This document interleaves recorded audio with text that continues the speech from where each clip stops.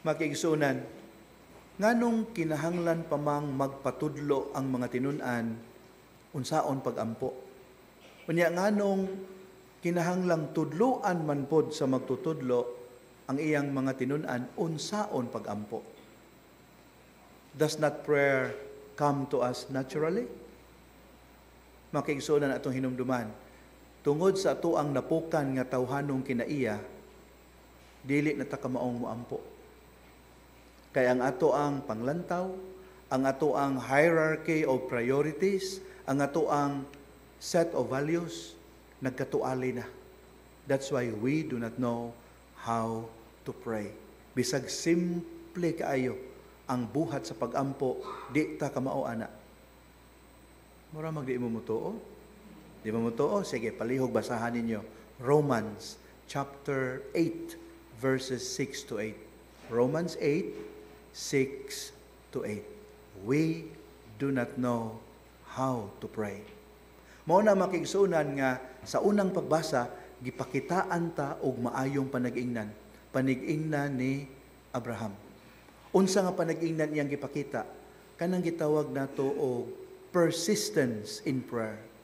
Nya giunsa niya pagpakita niyang paglahutay sa pagampo diha sa iyahang wrestling with God.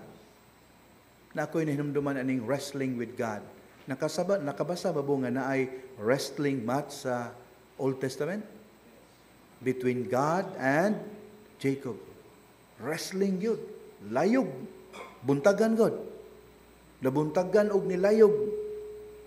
Unsay gipangayo ni Jacob sa Ginoo nga tungod sa iyahang ka malahutayon sa mong tinguha nga ihatag sa Dios kaniya, wa gid niya buhi ang Ginoo.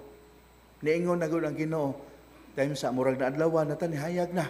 Buhi ko, adi gyud ti kabuhian. Unsa gipangayo ni Jacob? Makadaog sa luto? Dili. Sige pangayo niya.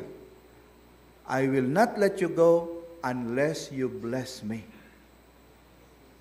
Pagkasimpo ra gipangayo, nabuntagan og layog. Unless you bless me, I won't let you go. Mao sa gibuhat ni Abraham, di ba? Nagiglayog sa Ginoo. Pero naa siya sipyat, just to show to us we do not know how to pray. Kinsay nagset sa standard nga 50? Ang Ginoo si Abraham. No, natanawa, dili ang Ginoo si Abraham. Lord, what if na 50 ka taong matarong? Okay ra ka? Imos lang luwason? Would you spare them? Ingong Ginoo, okay, yes, I will. Lord, what about 45? Kinsay nagset si Abraham? Di day pwede di so, Lord, bisag usan na lang katao. Pwede imong luwason? No, tanawa, unsay last niyang hangyo? Pila? 10, puting taasa. Katungason na lang 10 nga righteous people. Dinhi na mo angkon nga righteous. Ako, number 1, di ko angkon. Katungason na lang na po, pero tanawa, mo'y nakabot niya. Nga naman, he did not know how to pray. Klaro kaayo mo nang we need to learn from our Master how to pray. At least, ang atong nakatuna ni Abraham, persistence. Andam tang makiglayog sa Ginoo. Dugay gitubagon sa Ginoo atong pagampo, di kitang hunong. Hinundom mo atong buta, nga ningon, Jesus, anak ni David, kaluy in town ako, gitagad ba dayon siya? Wala. Snub at first. Sige buhat yan, ni samot og singgit, wa mauwaw. Persistence. Look what happened towards the end. He got what he wanted. And more than that, special attention from the Lord Himself. Persistence in prayer. We do not know how to pray. Diya bita kunoy, usa ka babae makigsunan nga iyang gikiha iyahang pares. Nga naman, giilad siya. Nakigminyo sa maong lalaki, unya maong lalaki di ay minyo naman. Wa tingay ito sinumar, giyon sa kato, gihimo tingay itong sa to buhata ilang sinumar. Reklamo siya, gayaw-yaw siya, ikaw mangingilad ka.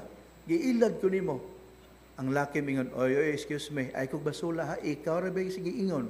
Ngang imong giampo sa Ginoo maone, Lord, tagae kog bana. O di gitagaan kaniya nako, bana bi ako. Gitarong tug ampo ta niya, no? Ginoo, tagai ko og pamanhonon. I'm not saying that God is stupid, that He would grant whatever we ask for. All I'm saying is, we do not know how to pray. Ginoo, madato unta ako. That's wrong para nako.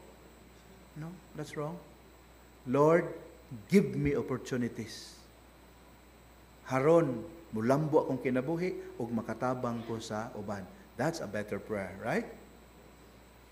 Ingon ni ana, we do not know how to pray. Ato ang kuno na haron, we will learn from the Lord Himself.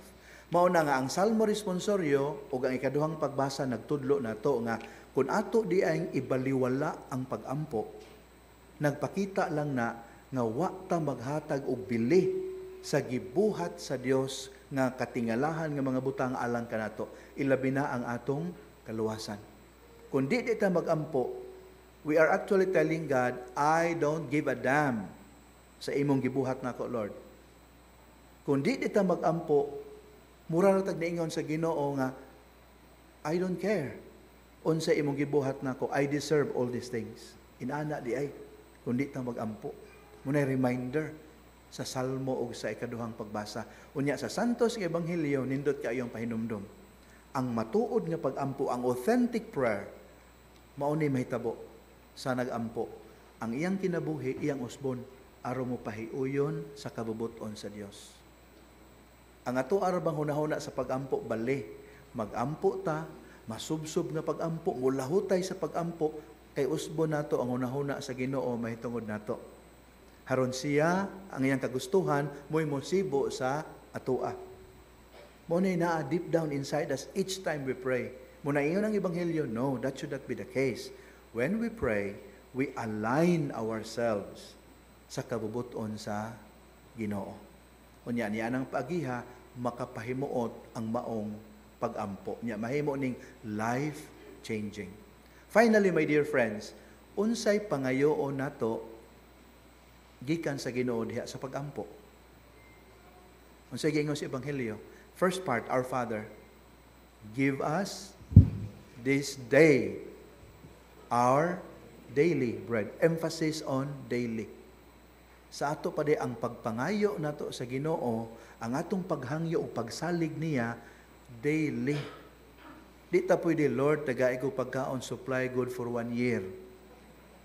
Nya karon ra ko mopadayag sa kong pagsalig, all other days malingar ako. No, every day di ay ang atong pagpangayo niya og kaluoy o hinabang, every day. Nya towards the end of the gospel, naigitudlo ang Ginoo nato nga maoy atong pangayoon. Once we ask for this, maangkon nato ang tanan. Di na kinahanglan taas atong pag-ampo. We don't bubble like the pagans do. Unsay giingon towards the end of the gospel. Kung kamong mga dautan, kamao muhatag og maayo ngadto sa inyong mga anak, nan labaw na ang Ginoo nga ihatag niya kaninyo ang blank. Sa ihatag niya kung mga atong pangayoon, Espiritu Santo. You pray for the Spirit every day. And once you do that, you get everything. Kaya ang Espiritu Santo mo ay mugiya, mo ay mulamdag, mo ay maglig-on kanato. You pray for the outpouring of the Holy Spirit in our lives. Makiigsunan, leksyon sa pag-ampo nga sayod naman ta ni God. This is not something new, pero kasagaran atong mataligaman. So review ni nato nya, hinaot ko from now on, we will live according to this realization on prayer. Persistent, humble, obedient. Amen.